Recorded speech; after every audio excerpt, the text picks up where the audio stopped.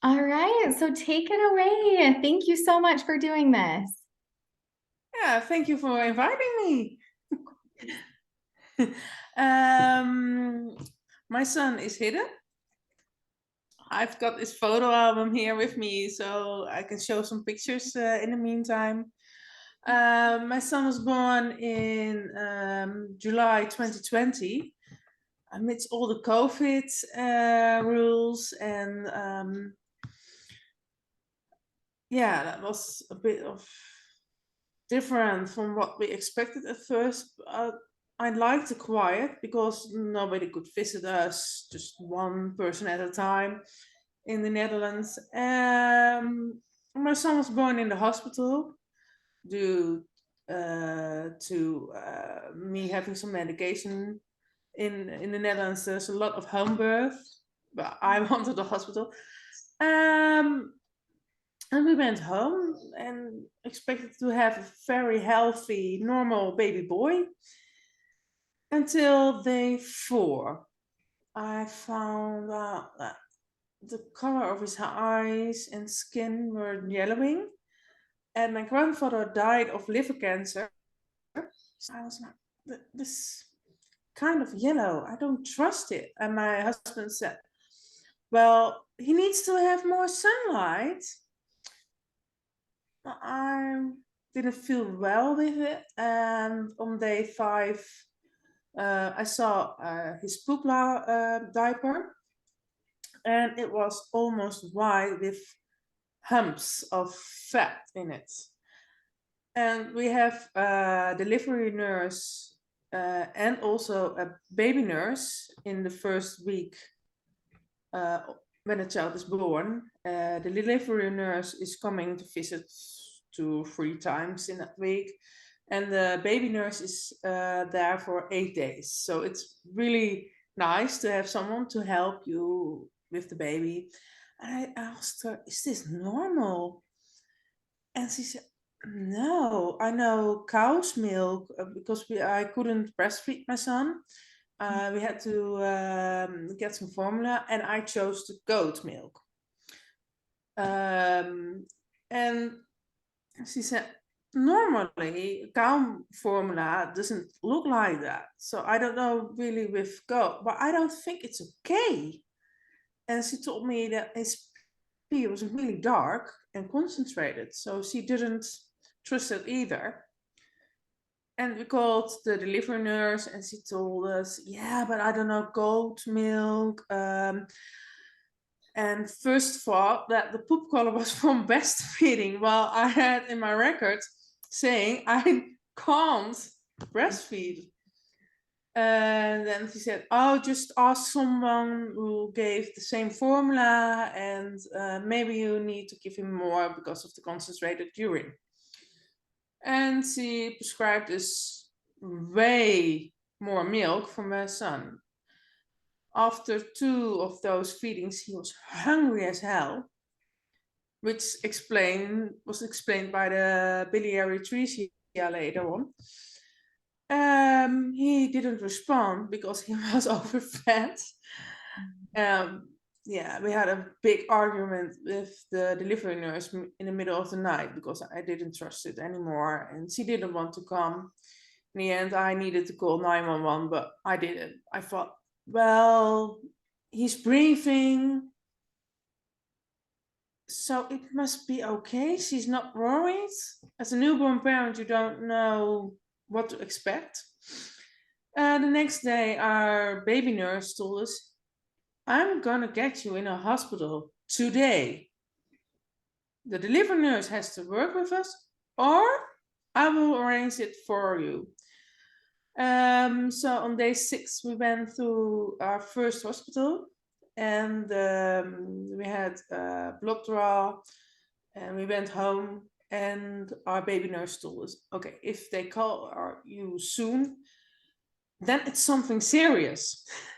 We were like 10 minutes at home, and we were called that we needed to get everything and we needed to go to a hospital. Um, that was really, really scary, but also it felt like they're doing something. So we went in and they weighed him. They did a lot of blood work, an ultrasound, and even some radio photograph to see if there are other signs. My mother-in-law has alpha-1 antitrypsin deficiency, so they wanted to rule that out. But for us, it was like we did our genetic test. My husband is a carrier of the gene. I'm not, so that mustn't be a problem. But they wanted to rule everything out, like toxoplasmosum, other bacteria, virus, everything was tested. After 4 days, the same doctor came to visit us and told us, okay, everything is ruled out except one thing. Well, we need to be certain. And we think it's biliary atresia, but we need to get a liver biopsy, and that's not something we do in our local hospital. So we needed to get an academic hospital. Luckily, we have one nearby. And they said, you're so early, so we want to get him bigger. And our luck was that we chose that goat formula, which is enriched with MCT fats. And that made him a bit more big. It helped him grow. And after 3 weeks, they said, okay, but we want more growth. So they put us on the special food. It's heparon in the Netherlands. And they have more MCT fats. After a month, they did the liver biopsy in the academic hospital in Utrecht. And that same night, they told us, okay, you need to go to the hospital where they are specialized in it. We have one hospital in the Netherlands that's specialized in all the liver disease. So we went to Groningen, and that's like 2.5 hours drive from here. And there they did some more testing, which frustrated us because we were like, okay, if you almost know for certain it's biliary atresia, you need to know the Kasai. Okay, come on.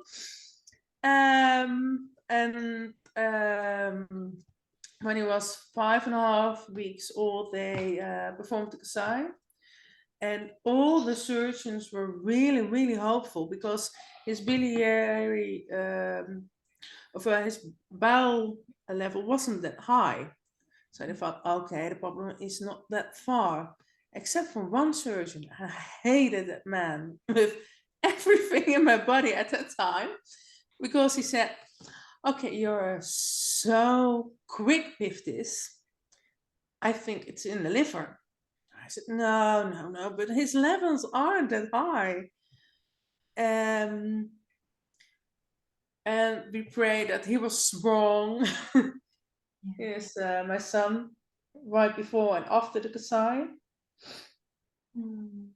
And his growth wasn't optimal as well. So while my son was recovering from the Kasai, they even fattened his formula more, and that caused him to vomit even more. And it frustrated us a lot. And it's like feeling like his life is slipping through your fingers. After an awful week, they told us, okay, we need to do something, otherwise your feeling is right. At first they placed an NG tube, and after a weekend they made it an ND tube. So they pulled it through until his intestines. And that helped him a lot. He started gaining weight, he felt better. But it's really frustrating because you're having an ideal world where you can get a newborn and everything's okay, you give them bottles, and then you say, okay, yeah, the worst, they're gonna cut me my baby, but at least I can give bottles. A little bit of feeling normal in this horrific roller coaster. And that was taken from us. After a week, they said, okay, we can try to build it back to an NG tube, and then you can start giving him bottles again. We were placed from Groningen, the academics hospital there, back into Utrecht because they told us, okay, the other academic hospital is specialized in that as well. And we stayed there for from the 1st of September. We started in Groningen and we were released from all the hospitals on the 5th of October. And we went home with an NG tube and starting him giving bottles. After a few weeks, we went back to Groningen and they said, okay, his bilirubin is slowly declining, but too slow to say the exercise is successful, but too much to say it's failed. And after that, we went home. Okay, I don't know where it's gonna end. Just 1 or 2 weeks later, he started vomiting again, and nothing helped, and he almost choked in those feedings. And we needed to call the hospital again. And they were looking like, is this NG tube okay? Is there something else? Did his intestines rotate? Everything is possible. Well, every day they excluded every theory, and in the end they said, okay, well, his stomach can't handle it in this moment. So we are making it an ND tube again. And the two hospitals were in contact with each other, and our transplant center told us, we gave you hope, but we think it might be failed because I failed. So we want to screen him for and assess him for transplant. That was at first a big nightmare. And then at the same time, a warrior stood up in me and I said, okay, I gave him once his life. I want to give him his second chance in life as well. And there's a lot of shortage in organs all over the world. So there's a big program in living donation in the Netherlands. And my husband wanted to do it as well, but he was declined because he's a carrier of the alpha-1 antitrypsin deficiency. That's a really big setback for him. But I said, okay, I'm gonna go for it. And the week that we were gonna be assessed for the transplant, I said and I screamed to everyone, okay, I want to get assessed as well. Everyone who came in his room to assess my son, I said, okay, where do I meet the living donor transplant nurse? So after a few days, that nurse came to my room, sat down with me and told me the steps they were taking, but also said to me, but think about it. We assess your whole body. We can see everything, even the slightest thing before it's wrong with you. So don't be scared, but we can find out that there's something like breast cancer that you didn't even feel, or you have something with your heart that you didn't even notice. And okay, that was something I needed to think about. But on the other hand, it's okay to have a big health checkup, because when something's wrong with me, then they can do something about it. And that's why I started my blood work, all the labs that week. And then they can see every disease I had, if I am a high risk in blood clots or something like that. My son got his okay for the transplant list that week. It really scared us. Also, all the risks that are involved with transplant. But on the other hand, if we don't do it, it's the same outcome, and even worse, death. So we needed to do that. And I waited till the blood work came back, and they said, okay, you can go to the next rounds. You have to get a CT scan.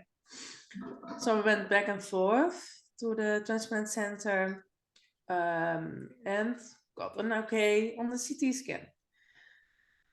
But in the meantime, my son had a health check again and was okay. He had a bit of ascites, but that's not something to worry about, they said to us. Maybe he needs some extra medication. And so we went home. But that same week, his ascites went really from being okay to worse so fast that we called the transplant center, and they said, okay, this is not good. You need to go to the hospital again. And we did labs there, and they saw that his albumin was really low. And they tried with a bit of TLC and an albumin IV to get it back up, and the extra medication. In the meantime, we baptized him. So that was a real good feeling in case of every scenario that passed our mind. And after that, I stopped the albumin IV to see if his body could hold it on, but it declined fast. So they told us, okay, we need to get you to the transplant center ASAP. And at the same time, I was called by my transplant nurse, the living donor transplant nurse. She said, you're gonna be brought with an ambulance and you need to get in it, because when you're here, we can assess you even further. And so we went on the 17th of December 2020. My son was 4 months old, to the transplant center, and we stayed there. The Ronald McDonald was full due to all the rules in COVID. They couldn't get everybody in that they wanted, and we needed to stay in the hotel. And it made it really nerve-wracking. You don't know when you get and settled a bit, and the test from my assessment went further, and they heard it really fast. So even before Christmas, I had all the assessments done. And then they did some labs for my son again. And the one surgeon I really hated came to our room. He sat down and he said, I really hoped I was so wrong. I was so wrong, and you could have a happy, healthy life after the Kasai. And that made us feel really good. And so that's now one of my favorite surgeons. He told us that my son's lab stabilized at the last moment. So he said, I want to give you Christmas. We could get Christmas, celebrate Christmas at home if we wanted, or stay if we wanted and celebrate it there. And right at that moment, the Ronald McDonald House called us, and they said, we have a room. So we said, okay, we are gonna stay there. We have a room. We were invited to a big dinner in the Ronald McDonald House. On the 1st of Christmas, my husband proposed to me because he said, I wanted to have this question asked before you go. And I got the call from my team, my assessment team. Every single assessment was a yes. They needed to come together, but everything was a yes.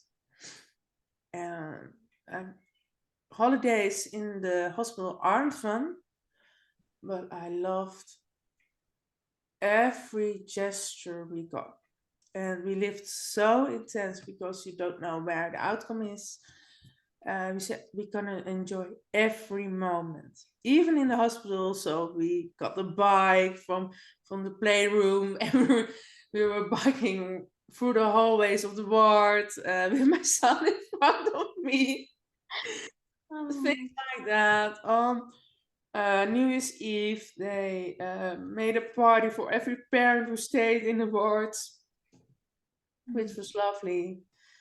On the 4th of January, it was transplant day, and I went to my own ward. On 7 a.m., I was rolled into the OR, and it was so great how the team worked together and tried to relax me. And they told me that my son would be in the OR next to me, which gave me a lot of strength. And that's when I went to sleep. My husband had the worst job. He needed to bring me to the OR. He needed to bring my son to the OR and wait. After I went in at 7 a.m. and I was brought to the ICU on 4 p.m. Everything went straight, okay, and as planned. I felt like a big warrior, and I was thinking, okay, maybe I can give a kidney as well. And because a friend of us needed a kidney, that's why I thought about it.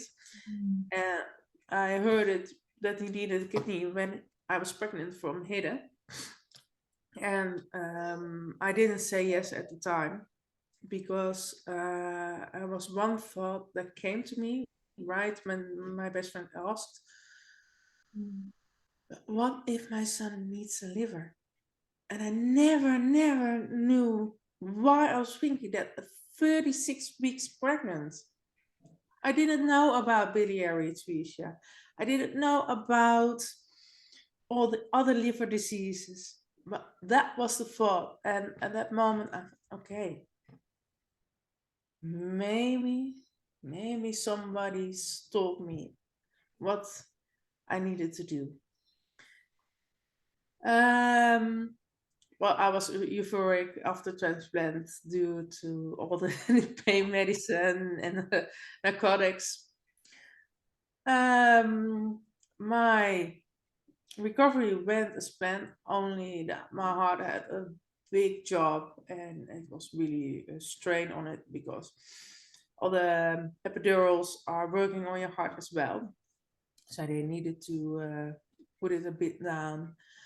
My son recovered on the PQ, and what they do in the Netherlands is really so lovely. I needed to look it up. But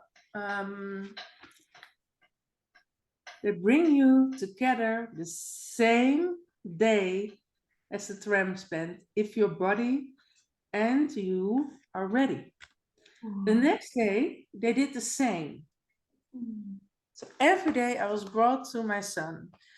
After transplant, it was also a rocky road. My son had a little bit of complications, like he went septic, had a little bit of bacteria.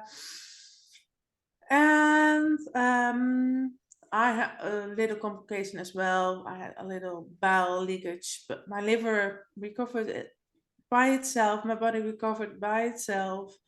So there were no problems. My son needed to recover a month in the PQ, and after that it went really fast. He had an NG tube, so during transplant, and we went home with an NG tube. So that was really a big win for us. But they said bottles aren't gonna go back. The first half year it went really, really nice. No complications after that. He didn't want to eat because he had that thing with vomiting. But after some tips from other parents, I found out that he liked the baby chips. And that's when he started to eat. When he was 6 months post-transplant, he started at a daycare, a really small daycare, with the approval of his transplant center. And he saw children eating. Within a month, he ate everything by mouth. Only drinking was a problem, and he found out that due to the vomiting with the formula, he didn't want the formula. So when we started with the whole milk, he started drinking, he started eating, no NG tube. We had, when he was 1.5, he started to get a lot of viruses. We got his tonsils removed, and now he's just a really healthy, happy toddler. And because of that, everything went better.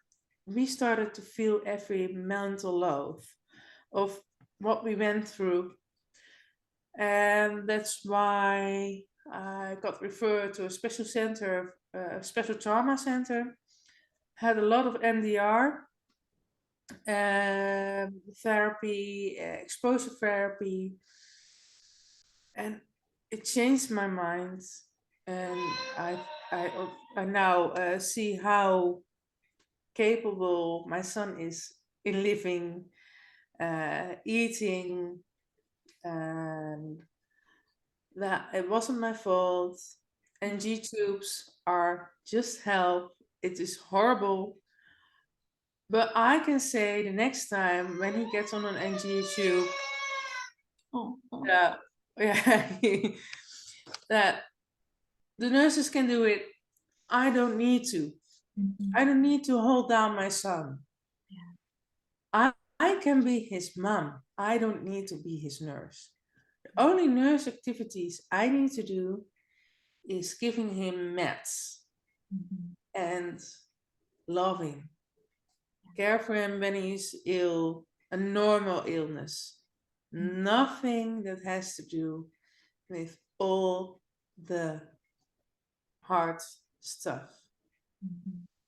And we're just figuring out with labs, because at first he was really easy. Now he's a toddler of 2.5, and he doesn't like it. Well, he plays with the iPad we have in our academic hospital nearby, and that's okay for him. After the EMDR therapy and all the trauma therapy, I went looking forward. I was thinking, okay, biliary atresia took a lot. It took my newborn phase with my son. It took his 1 year of being a baby. And does it need to take everything from me? Does it need to take my future as well? Because when we dreamt of a family, we dreamt of a few babies, not a lot, but we hoped for 1 or 2, especially 2. I would love that. So my husband and I sat down and told each other, okay, it cost us a year. Also, it cost us a year at home, and not even at home, but also in the Donald McDonald's. And we said, okay, we want to look at the future. And with the EMDR, I was at first scared of the future, and I don't know what it does exactly, but it helps. And we said, okay, let's go for it. Look at the future and see where it gets us. And by a miracle, it happened really fast. And now I'm expecting my second baby. And it is really, really special, but also scary. And the scary is okay, because everything is scary. Nothing is normal anymore. And that's why I said, okay, I know it's scary. I need help.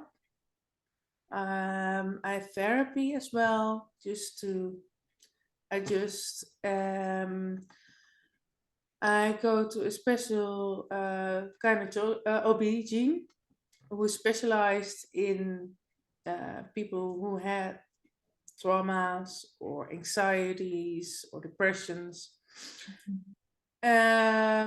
So every time I get worried, I can call them and they tell, okay, come over, we do an ultrasound, we do an extra checkup if you need to. But it's looking at what I can do instead of what I can't. And I know even after this baby is born, at first it will be scary a bit. Also joyous. Well, the first poop diapers will be, okay, it's colored. Yes. And that's okay. It's accepting what is and looking forward. Yeah. Oh my gosh, that was amazing. It's going to kick us off here soon. But I just want to thank you so much. You are just absolutely incredible. I can't imagine what you've been through. And oh, I don't know you personally. You know, I've never met you in person, but I just adore you and your family. Thank you so, so much for sharing. Thank you for listening. Yes, of course. Well, we wish you the best. Thank you. Thank you. Bye. Bye.